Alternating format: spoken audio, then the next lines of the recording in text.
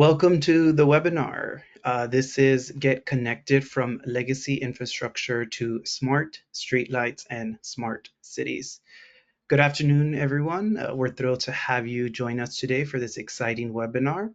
Whether you're seasoned or just learning about this topic, we have a wealth of insight and information to share with you today. I am Michael Suarez, the Associate Editor with Smart Cities Connect, a brand of Tech Connect. Before we dive into the engaging discussion, let me quickly run through what you can expect during this webinar. Firstly, we have two great speakers who will bring a wealth of experience and expertise. They'll also be sharing insights and offering valuable perspectives. In order to have a smooth presentation, the audience will be on mute, followed by the presentation and discussion.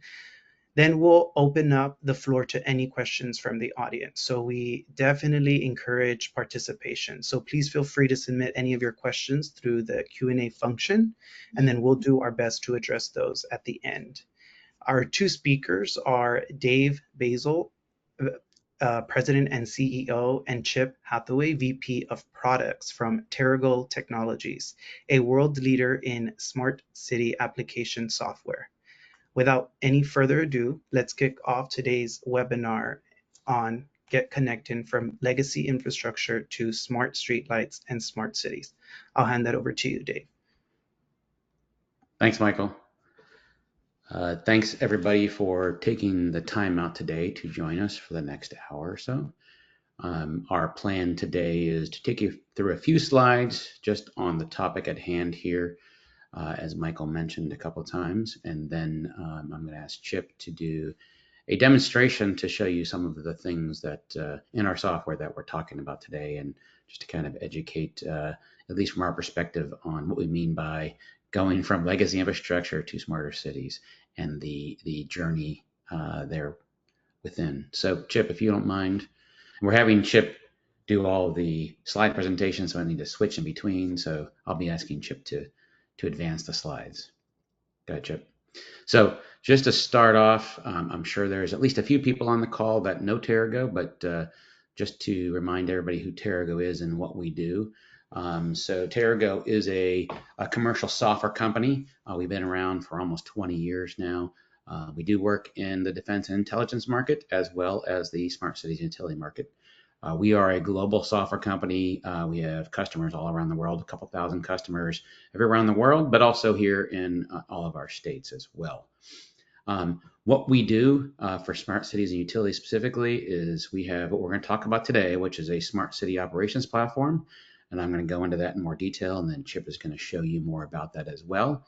But just at a high level, to understand what that means is we call it a platform because it is it's a completely configurable platform that's specifically designed for cities and utilities to manage their operations, field and operations center type users to help manage their field productivity as well as lowering their operations and maintenance expenses. And we'll go into that and more.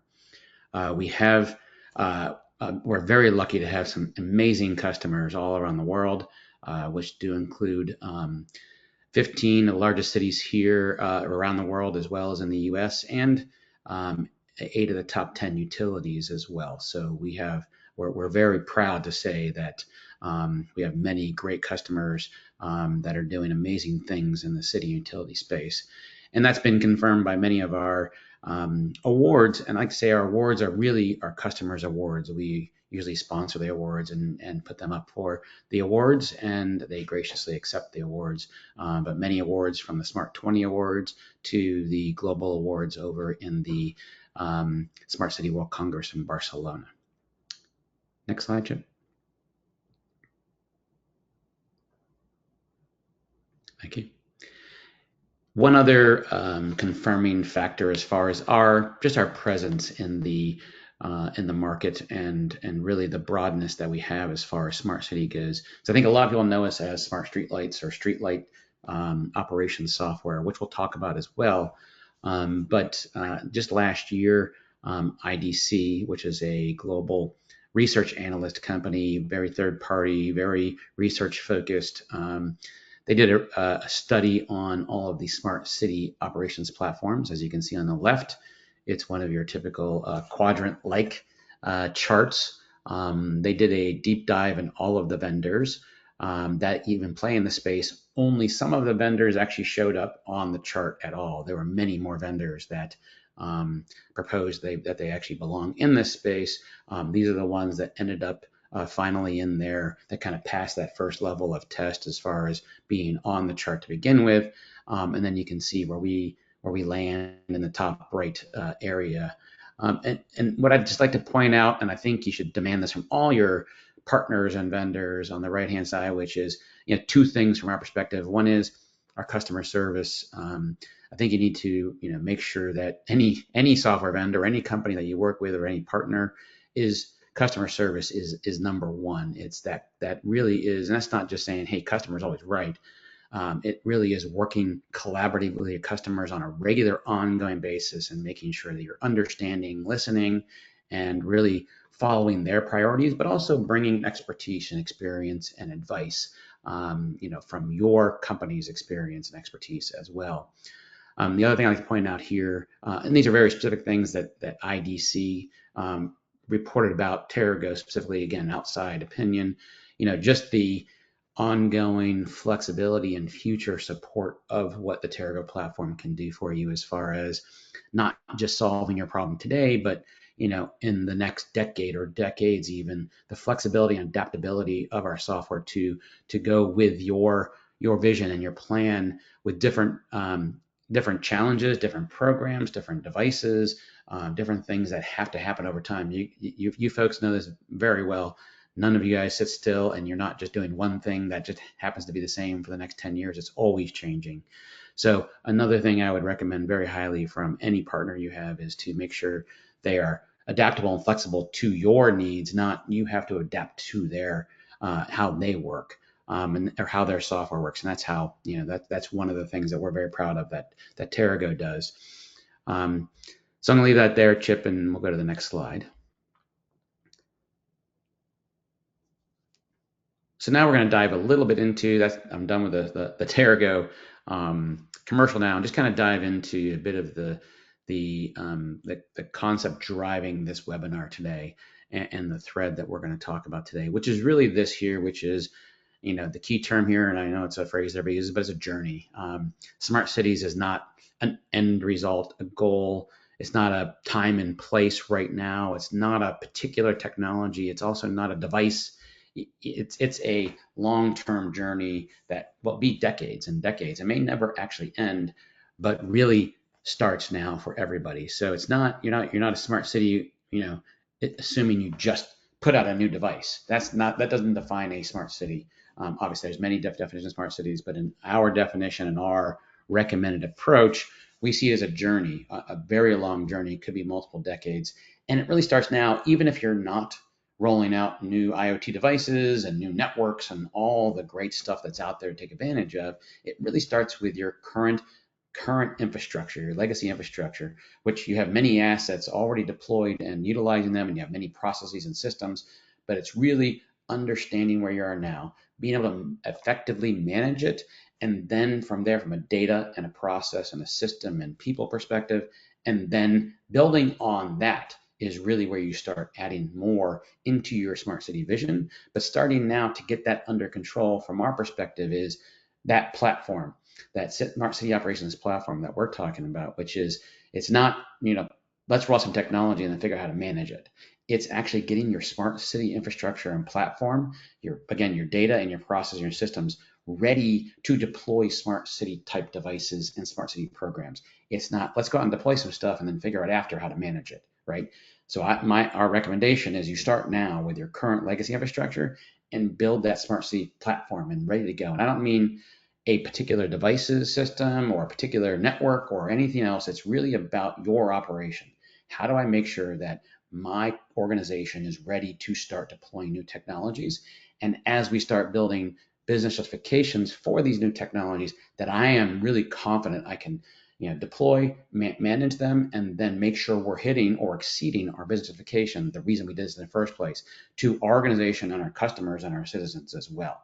So again, we see this as a journey where you start now, you put the infrastructure, the operation platform in place first, and then you start adding your smart technology. So as we see this journey going forward from legacy infrastructure with a operations platform ready to go, then very something you can start with smart streetlights, which we recommend highly. We have a lot of experience, and a lot of folks are doing that today because it's one of the most predominant and very thoroughly researched and deployed technology. So use that first kind of launching pad to do your first kind of smart city deployment, such as smart streetlights, and do that with your obviously converting your legacy infrastructure into smart streetlights, leveraging your smart city operations platform, which I'm going to explain more in a minute.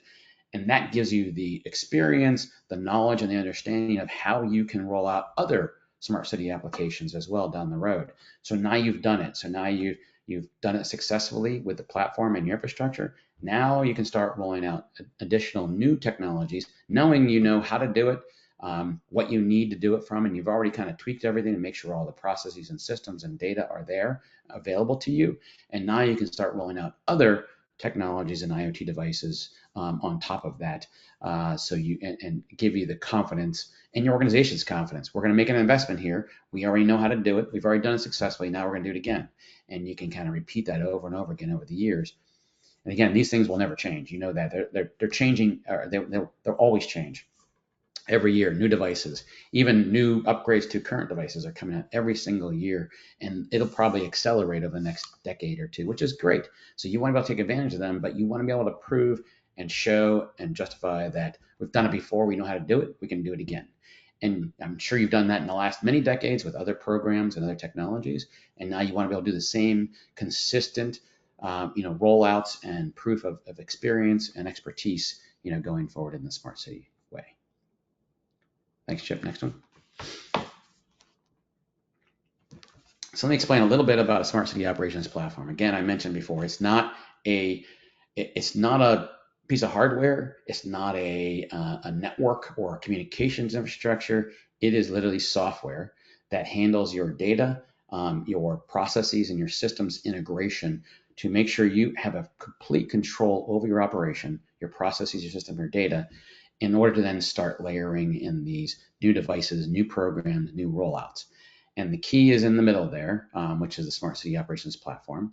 As you can see along the top, again, it has to support all of your assets or infrastructure or devices or sensors that you're rolling out, even not just your new ones, but your legacy ones. So I know everybody on this call probably has, it's not just smart city operations focused. I have my current assets that aren't smart, and I have my new assets that may be starting to be more and more smart, but I have one infrastructure to manage. So I need one platform so I can have full visibility and full management of my current non-smart assets and then my new smart assets, all in one platform, so I can have the same similar processes, similar data, and integrations all working together.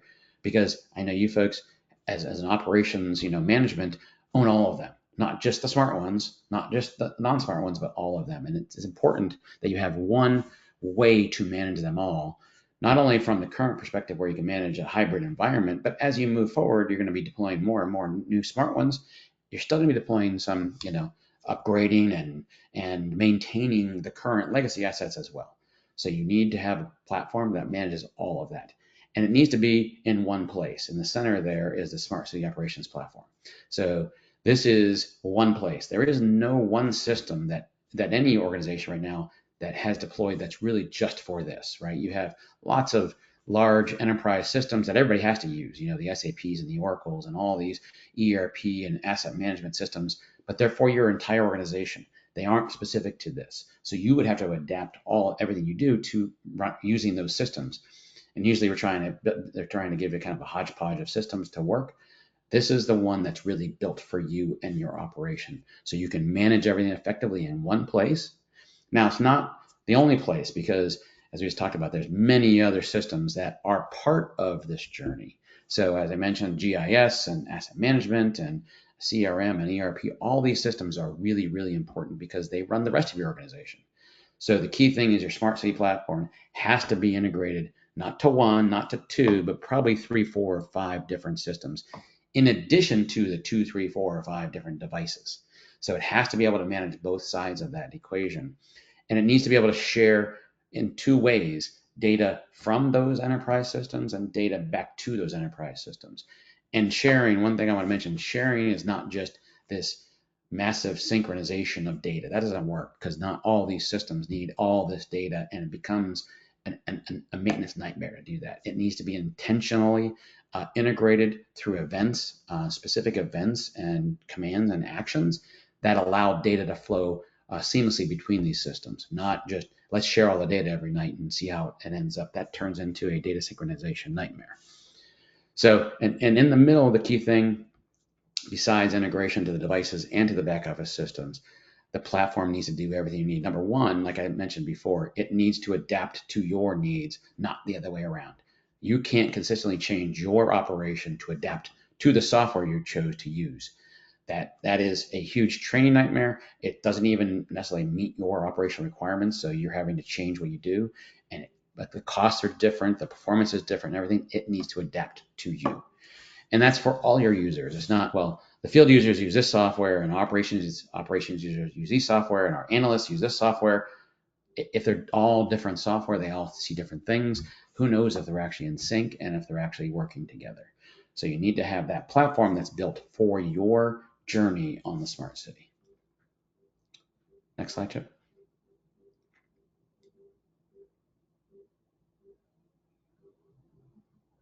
Thank you. And as I mentioned about the platform and the users, one of the key things here is you need visibility, absolute visibility to everything you're managing. That is data, and it's systems and processes and data, but it's also visibility on a map and location, so you can see everything that you have at the way you want to see it, whether the filtered or sorted or whatever those things are that you need to see and how you see it. You need to see your entire smart city infrastructure or legacy plus smart city infrastructure all together in one place. So as you can see here, there are all the assets here, from, this is just an example, from having streetlights and EV charging stations and meters and water, and everything is here. And you can see it all in one place. Because the key is, as you know, managing your infrastructure, and I know you all know this, is not just managing a single dot on a map or many dots on a map. A dot on a map represents the end game, right? That asset is out there somewhere and it's on a map and here's where it is.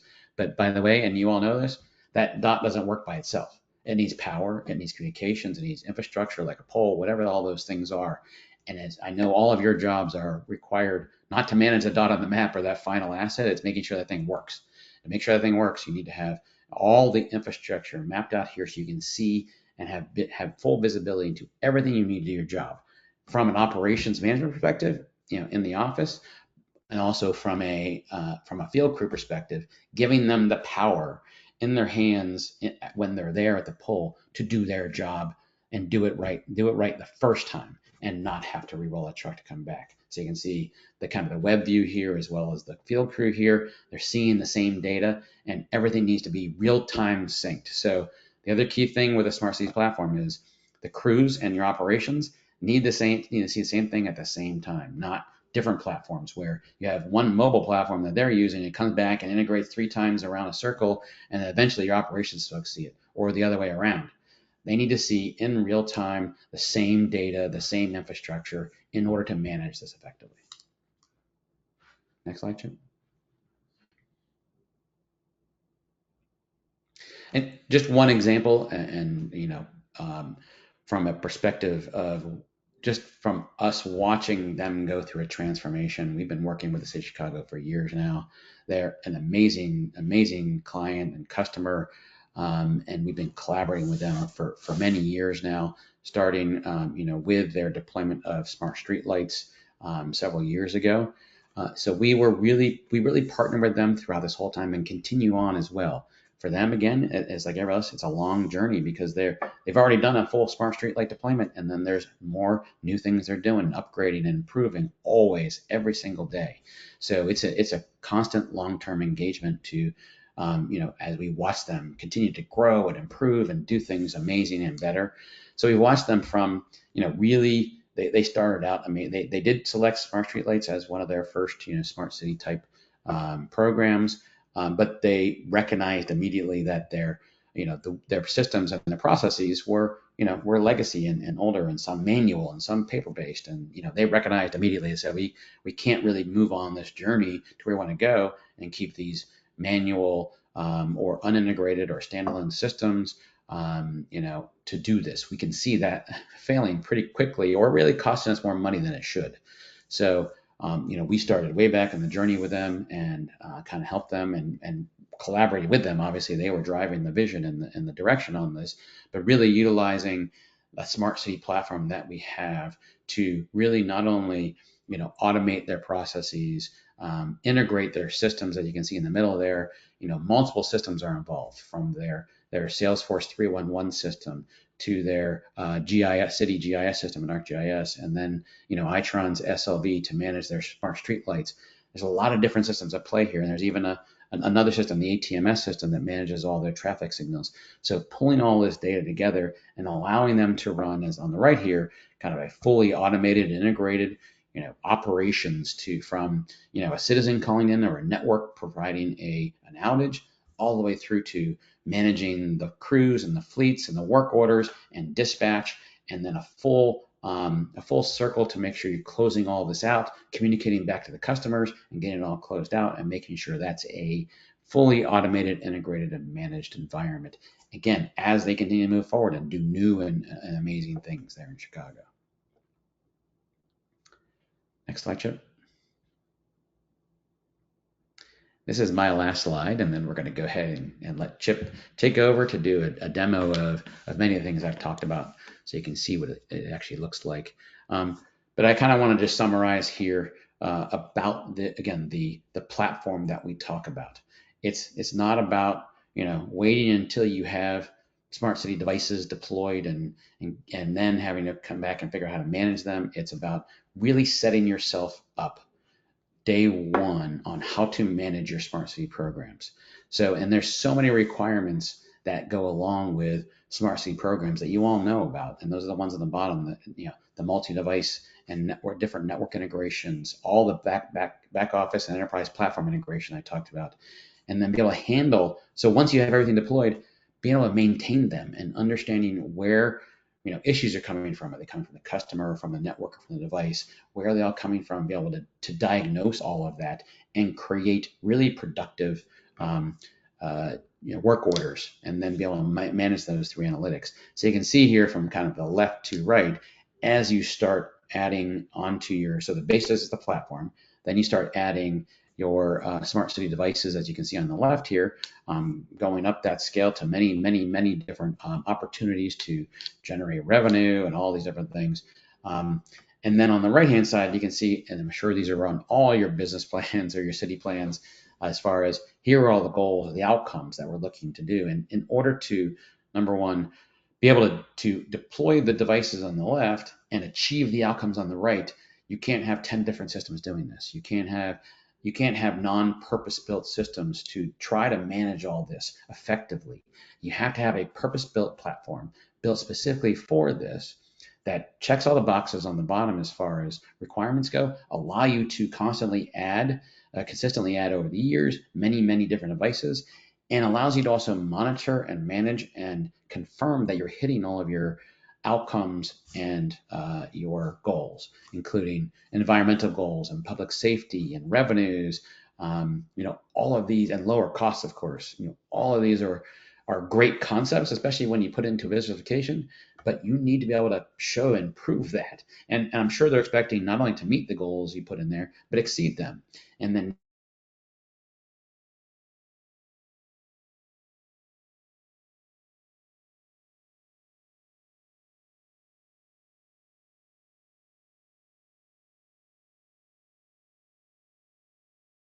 so we're going to go ahead and switch over to a demo. Thank you very much, Chip. I appreciate you changing the slides for me.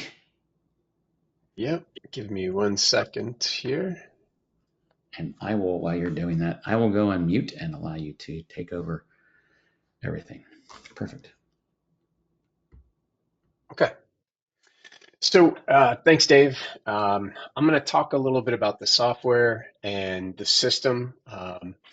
for city ops and the ability of what we can track and what we've built with the system. But just so you can understand what I'm sharing with you on my screen right now. On the left side here is a standard web browser. I'm in Google Chrome. On the right side here, this is my phone, iPhone that's being reflected up onto the screen there. So as Dave mentioned, this is the overall capability that we offer is about being able to share the information that's in the back office directly with the field crews, with the folks who are out in the field performing the work.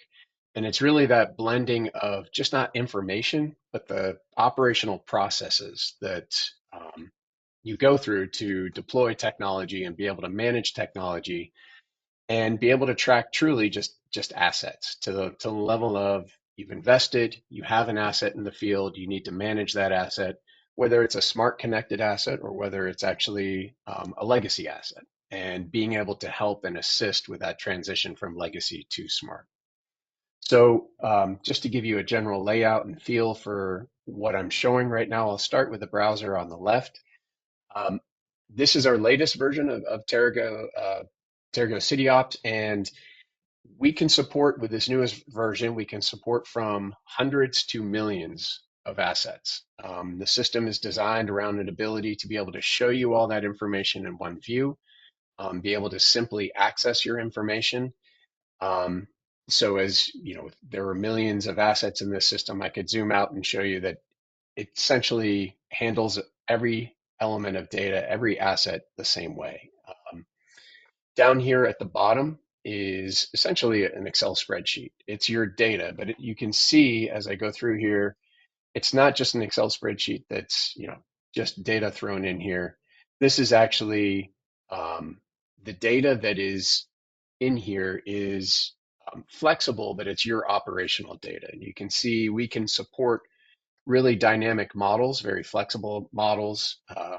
So in this case, I'm looking at poles and the circuits that they're attached to, and you can see I have links over to each of those circuits. I have the fixtures that are associated with each of those poles, and I can bring up the detail on each of those fixtures. One thing that we haven't discussed in detail yet is how configurable this system is. And I'll pause on that for a second because that is really through our experience with working with cities, utilities, all of our customers, is that we've realized that things change and the assets that you want to be able to track, the systems that those assets are connecting to, they change all the time. And your operational processes to support that technology change all the time. And so what we've developed or what we've implemented here is a low code, no code solution. And what that means is we have our organization can operate and run um, a no code platform where we are able to share information and be able to update information dynamically. And so you tell us there's a new asset to track. If you tell us there's a new workflow, a new operational process, we can configure that essentially overnight and be able to deploy that and make it operational ready for you in a very short period of time where we're not custom coding capability. We're actually doing configuration and providing configuration. And anything that I'm showing on either of these displays is actually fully configurable as well. So if I click on a poll here, you will see the poll highlights here, but also on the left side now, you've got what we call a card, and it shows you whatever information you want to show. Right now, I'm just showing height, material, and foundation. I can drill into the details. As a demo system, there's not a lot of detail here, but then also the workflows that are accessible off of there. So whether it's installing a line sensor, a fixture, or whatever else, I can quickly be able to access that information and be able to work with that information. Same thing with any asset that's being tracked in the system. And you can see everything dynamically changes as I click and move between different views here. So on the right side, I want to quickly jump over and just show quickly um, how crews and how folks in the field can interact with the information in the system and be able to walk through their operational processes. And importantly, folks have the ability to add new assets when they're out in the field. So not just being able to work with a set of data. We know that everybody doesn't always have the best set of data when they start a project. They don't always have all their legacy assets. So crews have the ability to add assets as they're out in the field and identifying things and working with the technology. So if I touch on an asset here, I'll touch on that same pole. You can see there's a different card that pops up from the bottom of the screen here. And you can see that the workflows presented are there. Again, everything that's in any of these workflows is something that is dynamic and can be changed based on configuration and the current state of that asset. So to use a common use case for us is where, there's a fixture and they're going to install a smart controller on that fixture. The ability would be dynamic so that if there was no, on that fixture itself, if there was no smart controller, this would prompt them for the ability to install that smart controller. In this case, I haven't linked a fixture to that particular pole, so it's prompting me actually to create that. But you can see now where I've touched a different one and it's replacing a fixture is now being shown. And I can scroll through and touch and show the details on each of the assets that are in there. So this one has a controller. So this is a fixture that has a controller, and I can now say, hey, replace that controller. So if there's a smart controller installed, the system identifies that and presents different options to the crew. And then here's that controller that's installed, and you can see through our integrations with partners, we can pull the information and pull the data where we can show dynamically the real-time information from those assets, from the smart technology that's being deployed there, so that you can bring forward to that user troubleshooting information as they're out in the field performing work. So jumping back to the main display here, um, just a couple of points to bring up and something that I do want to show is the ability that we have to control users. We do support single sign-on. I'll talk through a couple of technical points here just to get a sense of capability. We do support single sign-on. We also have native users that can be supported in the system. I'll click on this. So we can connect to things like Azure AD or Okta or other identity and access management systems. So you can use your own identity and access management to control who has access. Within the system, as I mentioned, because we're so flexible, we have the ability to control through role-based access control, access to any single asset type, and then where that asset type exists. So we have the ability to go in and be able to touch on this and be able to say, hey, this is for the work order types. We only want folks within specific projects to be able to do that. And then as I move back to users, then I can assign to each user any particular roles that we need to um, assign to that user. Click back here. Again, in the display here, this is an EV site.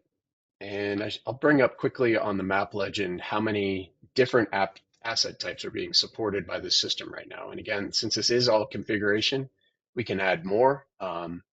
Sometimes you don't need all this, and we can add it throughout, your different stages and your different parts of your journey of approach to a smart city. So in this system right now, we've configured things like poles, fixtures, transformers, basically the electrical infrastructure. But on top of that, EV sites, EV chargers, meters, water, both AMI or power, and water meters, power lines, cables, and water lines are able to be tracked in the system. Right now, you can see mostly in this view, I have the underlying circuit segments, poles, fixtures that are in the view that show you the interconnected nature of all these asset types and the capability for being able to show all these different asset types in the system.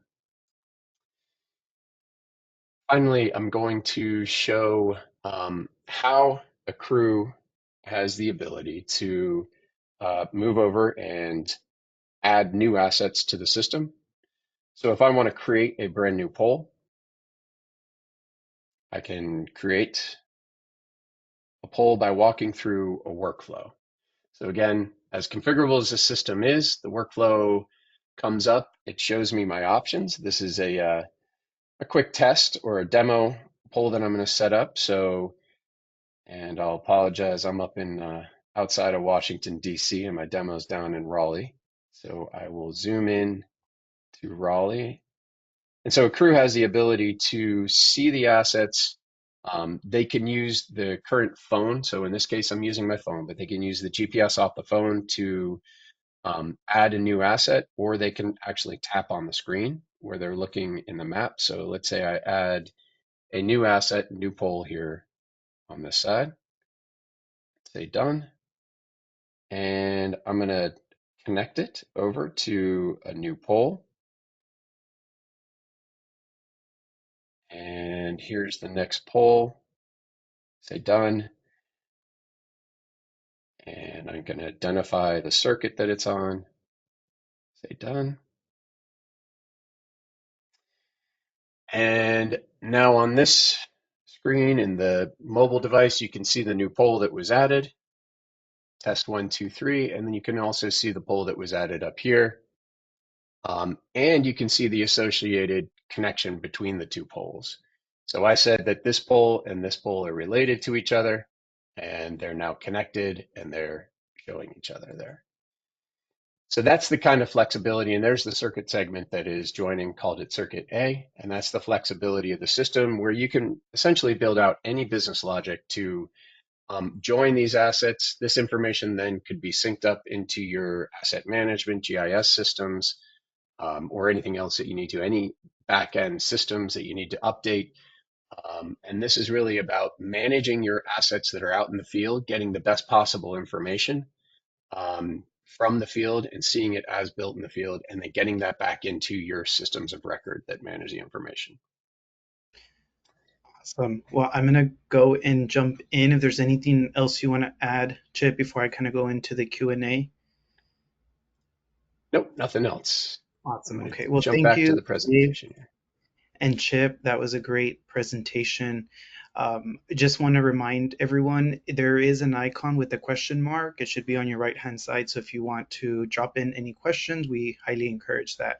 But for now, I want to start off with one of the questions is, does your platform provide an application for 311 in case citizens want to report a streetlight outage or any other service requests? Yeah, I'll start, Chip, and you can jump in, obviously, with any backup.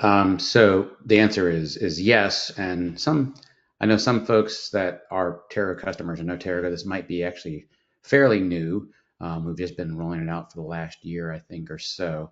What we did is add on, as Chip mentioned, there's different permissions and roles and users in all of our whole platform. But there's another role, as I'm sure you can imagine, which is the customer or the citizen, which doesn't need access to manage the assets or manage the devices. It's really about interacting with your citizen customers. So we have a brand new, newish module called the Community Engagement Module. And it's literally for that, specifically to engage with your community, whoever that might be.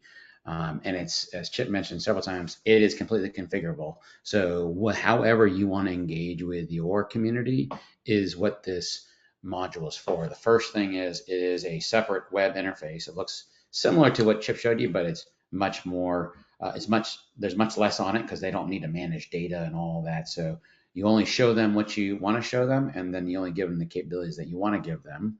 They don't have to log in. So, well, I guess they don't have to log in because it could be a public facing for your citizens or your community. So it can be plugged into your own current website, or it can be its own standalone website. And they can do many things. And one thing that Michael just mentioned was it can be an outage reporting capability. So number one, because it's plugged into our platform, it will have all the real-time current status of every asset that you want to show your community. So they'll be able to go in and see. So it won't be a blank map or just a form to fill out. They'll be able to see the current status of the assets they're trying to report outages or information on, and allow them to report it. If it already has an outage or there's a status on it, they'll see that as well in real time, so you can minimize the number of outage reports you get on the same assets.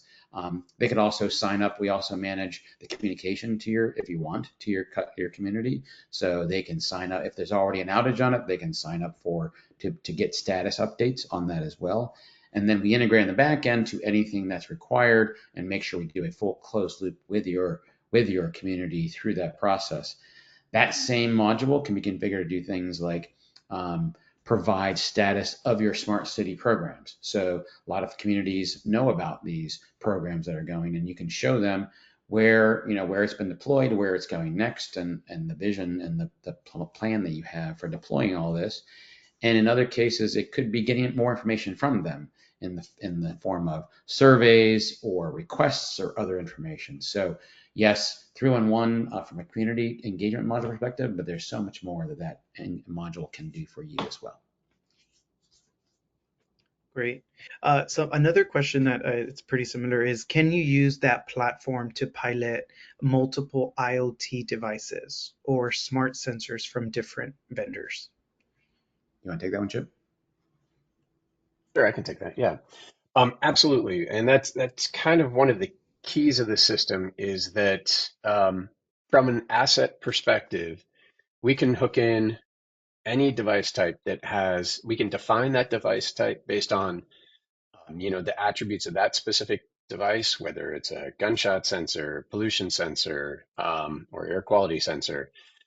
We can include whatever attributes you need, and then we really focus on our integrations on the back end, on being able to pull that information from that device, be able to allow you to manage it. But yeah, we have complete flexibility to define new devices and be able to integrate with those devices. And when as a part of that question, if you're trialing or you're prototyping or your early stages in testing a new device, that's where really the power of that flexibility comes into play, because as you learn how to deploy and as you learn how to manage that device, we can change how the system is handling that information being provided by the device and the types of actions and activities a crew would use in the field.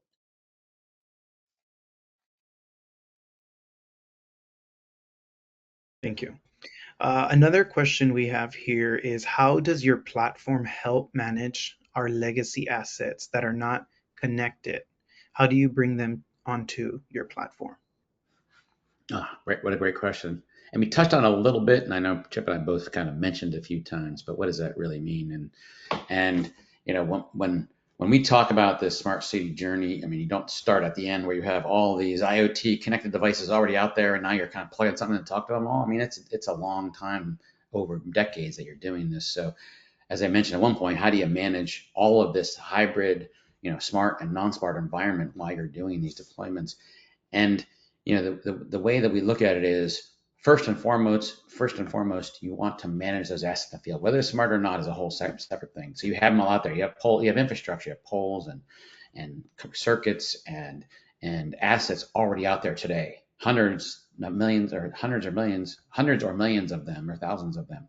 So the key thing is, today you don't necessarily they don't have to be smart for you to then manage them smartly. So you have to be able to your systems have to be integrated. You have to one system to see everything in one place and get that information shared from different systems of record like GIS and work orders and others, and bring it into one place so you can actually see them all and manage them all in one place, and then have one process. So without the smart enablement, your whole goal is to make sure you're managing them effectively to get customer satisfaction at the lowest cost possible.